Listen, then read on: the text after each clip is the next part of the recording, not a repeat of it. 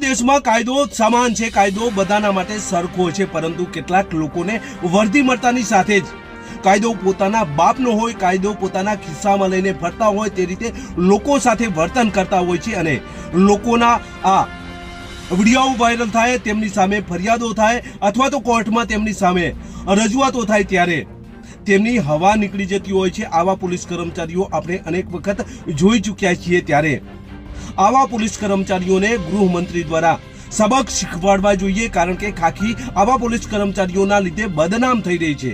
આવા જ એક પોલીસ કર્મચારી તત્કાલીન પોલીસ સબ ઇન્સ્પેક્ટર રાધનપુરમાં પણ ફરજ બજાવી ચૂક્યા છે। હાલ બેટ દ્વારકા છે, તેમના અનેક વખત આક્ષેપિત વિડીયો વાયરલ થયા છે, ત્યારે ફરી રિક્ષાનું હપ્તો ન આપવાથી તેમણે માર માર્યો હોવાના આક્ષેપો તેમની સામે થઈ રહ્યા છે, જેની આજે વાત કરવી છે। નમસ્કાર, ક્રાઇમ આવાજ ન્યૂઝમાં તમારું સ્વાગત છે અને હું છું તમારી સાથે તમારો નાનજી ઠાકોર। આજે વાત કરવી છે એ કાયદાની કે જે કાયદો તમામ માટે સર્વોપરી છે, પરંતુ કેટલાક લોકોને ખાખી વર્દી મળતાની સાથે જ આ કાયદો પોતાના બાપનો હોય તે રીતે લોકો સાથે વર્તન કરતા હોય છે, લોકોને માર મારતા હોય છે, લોકોને રંજાડતા હોય છે।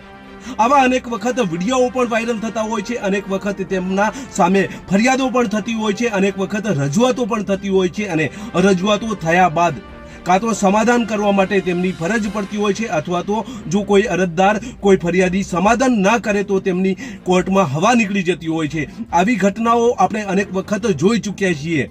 તત્કાલીન પોલીસ સબ ઇન્સ્પેક્ટર એટલે કે પીએસઆઈ ઝરુ જે તે સમયે રાધનપુર હતા, તે સમય દરમિયાન રાધનપુરમાં લોકઅપમાં રહેલા ઈસમને કેટલાક ઈસમો મળવા આવે છે અને આ મળવા આવ્યાનું ઝરુને ખોટું લાગે છે। ઝરુને ખોટું લાગતાની સાથે જ આ નાગરિકોને બોલાવે છે અને કેમ અહીંયા આવ્યા છો, જાણે પોતાના બાપનું પોલીસ સ્ટેશન હોય તેવું વર્તન કરે છે, જાણે પોતે આ પોલીસ સ્ટેશનના માલિક હોય તે રીતે વર્તન કરે છે અને આ નાગરિકોને માર મારે છે। આ નાગરિકોને માર માર્યા બાદ આ નાગરિકો જાગૃત છે એટલે હાઈકોર્ટમાં જાય છે અને ત્યારબાદ નીચેની કોર્ટમાં તેના વિરુદ્ધ ફરિયાદ કરવામાં આવે છે અને ફરિયાદ કર્યા બાદ કોર્ટ દ્વારા હુકમ કરવામાં આવે છે કે એફઆઈઆર નોંધવામાં આવે। એફઆઈઆર નોંધ્યા બાદ જે તે સમયે ડીવાયએસપી વાઘેલા હતા, એટલે આ ઝરુને બચાવવા માટે તેમના દ્વારા સમરી ભરવામાં આવે છે, પરંતુ કોર્ટમાં આ સમરી નામંજૂર કરવામાં આવે છે અને કહેવામાં આવે છે કે વેલકમ સમજ કાઢવામાં આવે છે। હાલ આ બાબત પેન્ડિંગ છે, તેમની સામે ક્રિમિનલ કેસ ચાલવાનો છે, ત્યારે તેમની બદલી બેટ દ્વારકા થઈ છે અને ત્યાં પણ તેઓ આ જ રીતે વર્તન કરતા હોય તેવા આક્ષેપોનો એક વિડીયો અમારી પાસે આવ્યો છે। તો આ પ્રથમ વિડીયો જોઈએ, ત્યારબાદ વધુ ચર્ચા કરીએ। મારું નામ કમલભાઈ નરસિંહભાઈ ચાવડા છે, મારો દીકરો શ્યામ કમલભાઈ ચાવડા। અમે બેટ દ્વારકાના રહેવાસી છીએ। અમારો રિક્ષાનો ધંધો છે। 21/3/2026ના શ્યામ કમલભાઈ ચાવડા રિક્ષા લઈને જતો હતો, પોલીસવાળાએ રિક્ષા રોકી તો મારો દીકરો ઝરુ સાહેબ આગળ ડાયરેક્ટ ગયો।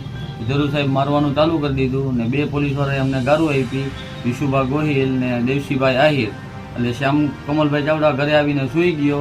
રાતના 1:30-2 વાગે એને છાતીમાં દુખ્યું, એટલે મેં ટાટા હોસ્પિટલમાં એને લઈને ગયા। તો ટાટા હોસ્પિટલમાં ડૉક્ટર સાહેબે દવા આપી ને લખી આપ્યું કે તમારે જામનગર જવું પડશે।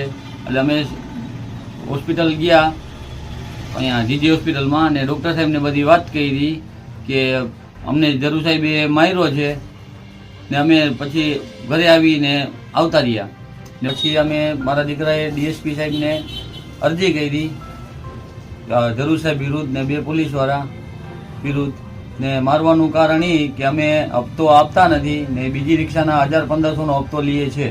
તો ડીએસપી સાહેબને નમ્ર વિનંતી કે કાર્યવાહી કરવામાં આવે। રાધનપુર તત્કાલીન police sub inspector ઝરુ Bet Dwarka જાય છે અને ત્યાં પણ આવી જ રીતે વર્તન કરી રહ્યા છે તેવા આક્ષેપો કરવામાં આવી રહ્યા છે। જાગૃત નાગરિકનું કહેવું છે કે રિક્ષાનો હપ્તો ન આપવાથી ઝરુ અને પોલીસ કર્મચારીઓ દ્વારા તેમને માર મારવામાં આવ્યો છે। માર મારવામાં આવતાની સાથે જ તેમને રાત્રિ સમય દરમિયાન છાતીમાં દુખાવો થયો હતો અને ત્યારબાદ હોસ્પિટલમાં દાખલ કરવામાં આવ્યો હતો અને હવે તેમના અધિકારીને ઝરુ સામે કાર્યવાહી કરવા માટેની ફરિયાદ કરવામાં આવી છે। આમ તો રાધનપુરમાં ઝરુ સામે અનેક લેખિતમાં ફરિયાદો પણ થઈ હતી, અનેક વખત મૌખિક રજૂઆતો પણ થઈ હતી, અનેક વખત તેમની સામે કોર્ટમાં પણ કાર્યવાહી કરવામાં આવે તેવી રજૂઆતો થઈ હતી, ત્યારે હવે બેટ દ્વારકામાં પણ આવી ફરિયાદો થઈ રહી છે. જરૂર આમ તો અનેક વખત રાધનપુરમાં પણ વિવાદોમાં આવી ચૂક્યા છે, ત્યારે હવે બેટ દ્વારકામાં પણ વિવાદમાં જોવા મળી રહ્યા છે. તેમની સામે આક્ષેપ છે, ગંભીર આક્ષેપો છે. ડોર મારવામાં આવ્યો છે અને રિક્ષાના હપ્તા ન આપવાથી આ માર મારવામાં આવ્યા હોય તેવા આક્ષેપ કરવામાં આવી રહ્યા છે. હવે તેમના અધિકારીને જરૂર અને 2 પોલીસ કર્મચારીઓ સામે કાર્યવાહી કરવાની આ અરજદારે માંગ કરી છે. જોઈએ હવે આવનાર સમયમાં જરૂર સામે કેવા પ્રકારની કાર્યવાહી કરવામાં આવે છે એ તો આવનાર સમય બતાવે. પોલીસ કર્મચારીઓ સામે ગૃહમંત્રી દ્વારા કાયદાકીય પગલાં ભરાય તે માટે આદેશ કરવા જોઈએ. ડીજીપી દ્વારા આવા પોલીસ કર્મચારીઓ સામે કાર્યવાહી કરવી જોઈએ, નહીં તો ખાખી બદનામ થઈ રહી છે. અનેક વખત અગાઉ પણ આ જરૂરના લીધે રાધનપુરમાં પણ ખાખી બદનામ થઈ હતી. તેમનો કેસ પેન્ડિંગ છે. હાલ બેટ દ્વારકા છે, ત્યાં પણ આવા જ પરાક્રમ તેમના જોવા મળી રહ્યા છે. જોઈએ હવે આવનાર સમયમાં જરૂર સામે કેવા પ્રકારની કાર્યવાહી કરવામાં આવે છે. હાલ તો જરૂરના વિવાદ બેટ દ્વારકામાં જોવા મળી રહ્યા છે. બસ જ જો તમે અમારી ચેનલમાં નવા છો અને આવા જ લેટેસ્ટ ન્યૂઝ જોવા માંગો છો તો અમારી ચેનલને અત્યારે જ સબસ્ક્રાઇબ કરો, જેથી આવનાર લેટેસ્ટ ન્યૂઝ તમારા સુધી પહોંચી શકે. નમસ્કાર.